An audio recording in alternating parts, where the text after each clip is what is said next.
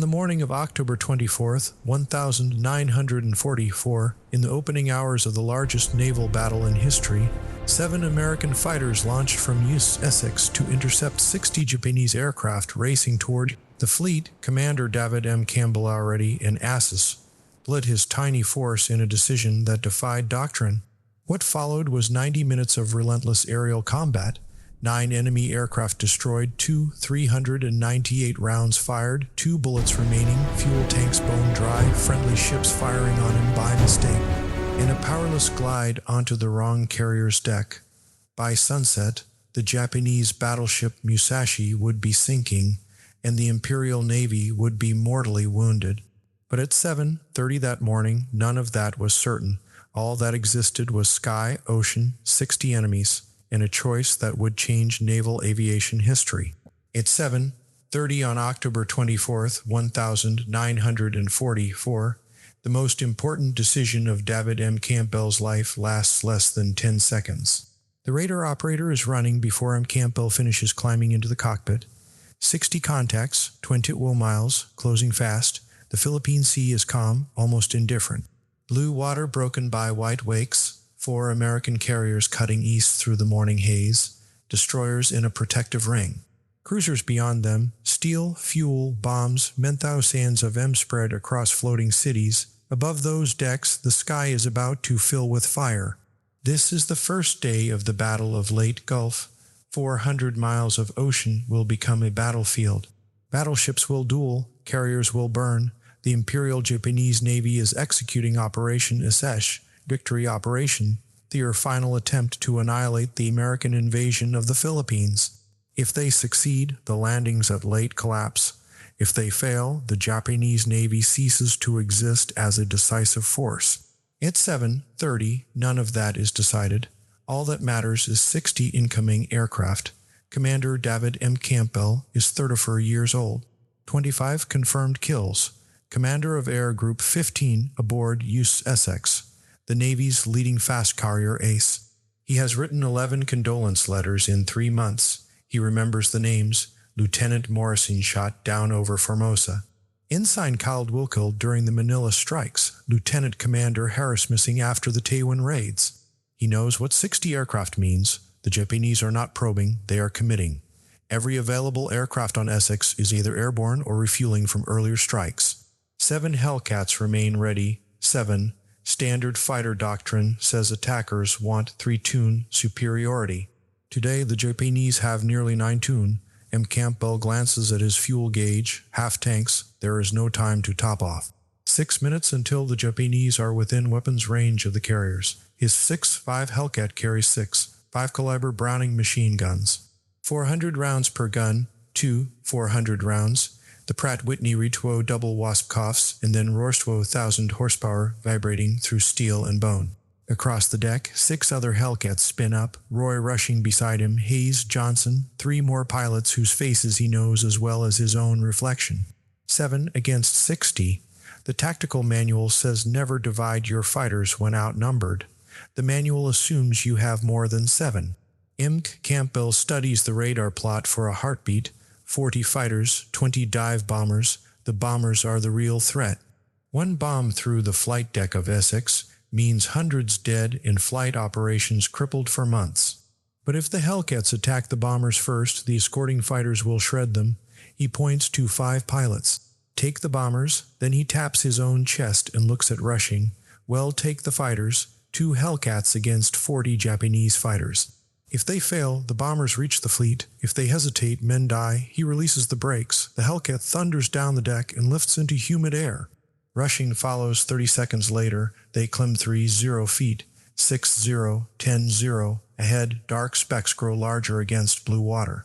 60 enemy aircraft, 2 American fighters. M. Campbell pushes to 20,000 feet. Altitude is life. Altitude is speed. Below, the Japanese formation flies steady bombers clustered tight, fighters in a loose orbit. Mostly Mitsubishi A6M0s, some Nakajima Kifari, 3 Oscars, Navy and Army aircraft mixed together, desperation. The Zero can outturn a Hellcat at low speed, climb well below 14,000 feet, but the Hellcat is heavier. More rugged, it dives faster, it absorbs punishment. Weight becomes velocity in a dive, velocity becomes killing power. McCampbell rolls into a 60-degree dive. The airspeed needle sweeps past 300 knots. He selects a straggler trailing the formation. Always strike the edge of the herd, 800 yards. The Zero pilot never looks up. McCampbell squeezes the trigger. 6 Brownings erupt, tracers stitch across the sky. The Zero's right wing disintegrates. The aircraft rolls inverted and spirals toward the sea. First kill, he pulls up for Geese, crushing him into the seat. Wings groan, engine howls, Rushing is already diving. Another Zero blossoms into flame. 2 down, the Japanese formation fractures instantly. Cohesion dissolves. Fighters scatter in every direction. Now it is chaos, dive, fire, climb. McCampbell falls into rhythm. Second kill, third, fourth, he checks fuel between attacks, dropping faster than planned. Switch to auxiliary tank. Fifth kill in Oscar. The lighter Army fighter tears apart under sustained fire. 6th, 7th, sweat soaks his flight suit. Cordite burns through the oxygen mask. His shoulder aches from sustained forces. The guns are heating. He checks ammunition. Less than 400 rounds remain, out of 400. Rushing slides alongside and taps his gun ports, then draws a finger across his throat.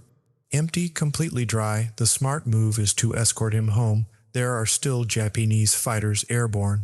And McCampbell still has rounds. He points down, Rushing nods. They dive together unarmed, one bluffing. To the Japanese, both Hellcats look lethal. 8th target, Zero turns head-in, trying to force a turning dogfight. McCampbell refuses. He rolls inverted, pulls through negative, vision narrowing as blood floods his head. He comes out behind the Zero, 300 yards, short burst, the canopy shatters, the Zero falls away, 8th kill. He climbs again, the engine feels rough now, cylinder head temperature creeping red. He spots a lone Zero running west. Final dive, 200 yards, he places the sight on the engine cowling and fires his last extended burst. Tracers walk up the fuselage, black smoke erupts, the Zero drops into cloud, 9th kill, 90 minutes. 9 enemy aircraft destroyed, an American single mission record that will never be equaled. He keys the radio. 9 confirmed, the operator asks him to repeat, he does, then he looks at the fuel gauge, empty. Auxiliary tank barely anything. He has chased the enemy nearly 100 miles from the fleet, 100 miles back. 30 minutes of fuel at best. He throttles down to minimum cruise power. Altitude becomes currency. Every 1,000 feet equals 2 miles of glide. He is at 18,000 feet, maybe 36 miles. The fleet appears on the horizon. Then the engine coughs. Once, twice. He switches tanks. Nothing. The Rete 1800 is running on vapor. In hope, at 10,000 feet, black puffs erupt ahead. 5-inch anti-aircraft shells. The destroyer screen thinks he is Japanese. Another shell bursts closer. He dives toward the wave tops. 4 American Hellcats appear ahead.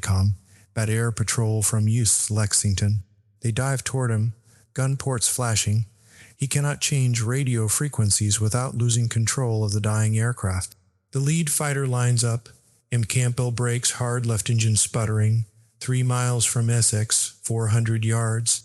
Then the American fighters break off. Whether by recognition or miracle, they climb away. His engine dies completely 2 miles from Essex. Silence, he is gliding. He will not make it. Off his right wing, USS Langley, light carrier, deck clear. He turns, dead stick. No power, no second chance. He lowers landing gear. No flaps. The landing signal officer waves frantically, wrong angle, wrong speed. McCampbell ignores him. Physics is flying now, 50 feet over the stern. The Hellcat slams onto the deck. Tailhook catches the third wire, from 90 knots to 0 in seconds. The engine dies the instant the wire tightens. Fuel starvation, they open his ammunition bays. 2 rounds remaining, out of 400. They measure his fuel tanks. Bone dry, he would not have reached Essex. The Japanese strike never reaches the fleet. Not a single bomb hits. Task Group 38, 3 survives intact. By sunset, American aircraft will send the battleship USS Essex 22, 0 tons of steel sliding beneath the Sibuyan Sea. Within 3 days, the Imperial Japanese Navy will lose 4 carriers, 3 battleships, 10 cruisers, 11 destroyers. It will never recover. Commander David M. Campbell will finish the war with 34 confirmed kills. Ace of Aces, Medal of Honor, but on that morning it was not medals, not records, not history. It was a choice made in 10 seconds. 7 against 60, 2 against 40, 9 kills, 2 bullets left, 0 fuel, and a fleet still afloat because one pilot refused to let 60 aircraft reach it.